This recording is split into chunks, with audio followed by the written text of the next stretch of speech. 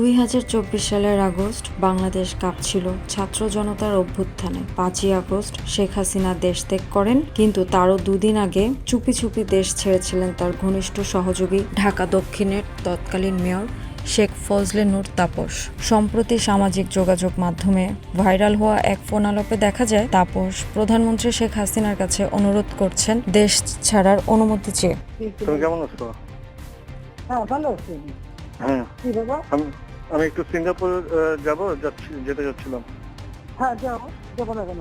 অডিওটি প্রথম প্রকাশ করেন প্রবাসী সাংবাদিক জুলকার নাইন শায়ের। প্রথম অংশে 22 জুলাই তাপস বলেন, হাসুমনি একটু আসতে চাচ্ছিলাম তোমাকে দেখতে। উত্তরে শেখ হাসিনা বলেন, এসবের মধ্যে আসার দরকার নেই। আর দ্বিতীয় অংশ 3 আগস্ট সকাল 8:16। তাপস তখন এয়ারপোর্টে জানালেন সিঙ্গাপুর যেতে চাচ্ছেন। জিও ছাড়াই পৌঁছে গেলেন ইমিগ্রেশনে। প্রধানমন্ত্রীর কাছে অনুরোধ, ইমিগ্রেশন অফিসারকে ফোনে একটু বলে দিতে পারেন কিনা।